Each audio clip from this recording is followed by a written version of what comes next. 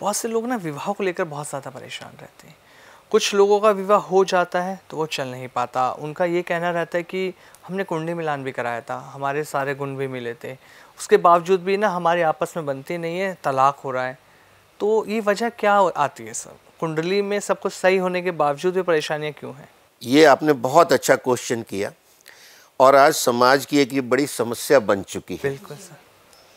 और लगभग ये देखने में आता है 30 साल तक तो शादी हो ही नहीं रही है, 30 से ज़्यादा डिले हो रहा है, हो रही है, उसके बाद विच्छेद हो रहा है।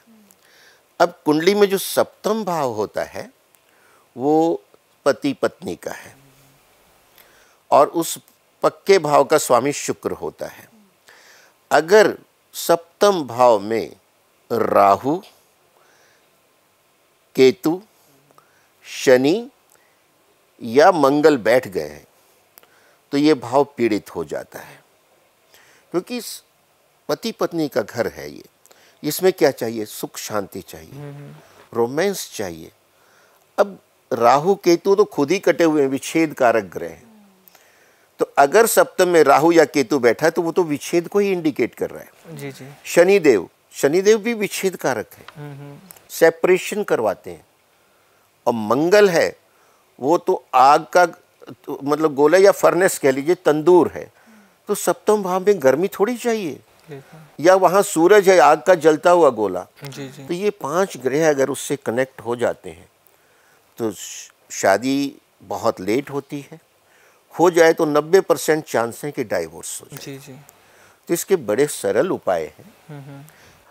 पहली बात तो ये है कि गुण कितने ही मिल जाए, लेकिन आपस की अंडरस्टैंडिंग बहुत ज़रूरी है। बिल्कुल सर। आजकल क्या कहते हैं कि शादी से पहले मिलना जुलना होता है, डेटिंग होती है, उसमें दोनों को अपने अपने बातें सारी क्लियर कर लेनी चाहिए। बिल्कुल सर। कि आप लाइफ के बारे में क्या सोचते हैं, वो लाइफ के बारे में क्या सोचती हैं, कहाँ उसमें डिफरेंस आता है, कैसे उसको पैचअप करके लाइफ में हम साथ रह सकते हैं, शादी कर सकते हैं। ये तो एक बात हुई। दूसरा, अगर कुंडली में टोटल 36 पॉइंट होते हैं जो मिलाए जाते हैं, 36 गुण होते हैं। जी जी। वो टोटल उसमें 8 चीज़ें हैं। जैसे उसमें जो है गण आता है, नाड़ी आती है, और इस तरह से और चीज़ें हैं। मैत्री आती है, मैत्री भी आती है उसमें, जो 5 नंबर की होती है 36 में से। तो मान लीजिए उसमें आपके 25 मिल गए तो 18 पास मार्क्स होते हैं, 25 ठीक है, ओके है। 30 भी मिल गए, बहुत ही अच्छा है। लेकिन विचार नहीं मिल रहे, बैकग्राउंड नहीं मिल रहा, प्रोफेशन की मजबूरी है। मान लीजिए आपकी पोस्टिंग दिल्ली में है, वो गवर्नमेंट जॉब में लखनऊ में है जी। या बॉम्बे में है, तो साथ तो रह नहीं पाते। विजिटिंग हस्बैंड वाइफ हो गए आप। जब छुट्टी मिली महीने में एक बार या 2 महीने में आप चले गए, वो आ गई, तो ये कोई बात नहीं मिलती। ये सारी चीज़ों को देखना है गुण के साथ साथ। अब अगर सप्तम भाव में राहु है तो उसका उपाय ये है कि लगभग 100 ग्राम का चांदी का सॉलिड हाथी बनवाइए। अच्छा। खोखला, हॉलो नहीं होना चाहिए। और उस हाथी से डबल साइज की चांदी की डिब्बी बनवाइए ढक्कन के साथ। चांदी के हाथी को सोमवार को कच्चे दूध और गंगा जल में धो के चांदी की डिब्बी में रख दीजिए और उसको गंगा जल से भर दीजिए। लाल किताब के हिसाब से राहु क्या है? हाथी है। और चांदी क्या है? चंद्रमा है। और गंगा जल भी चंद्रमा है। जी जी। यानी जब राहु को चंद्रमा की मदद दी जाएगी तो वो शांत हो जाएगा।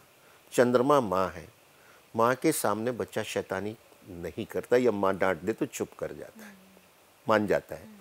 तो आपने राहु रूपी हाथी को चांदी के रूप में लिया, गंगा जल से उसको कवर कर दिया, पूरा उसमें डूब गया, शांत हो गया। और हर मंडे को उसका ढक्कन खोलिए, थोड़ा पानी तो सूखेगा, उसको टॉप अप करते रहिए। इससे संबंधों में राहत मिलते देखी है हमने।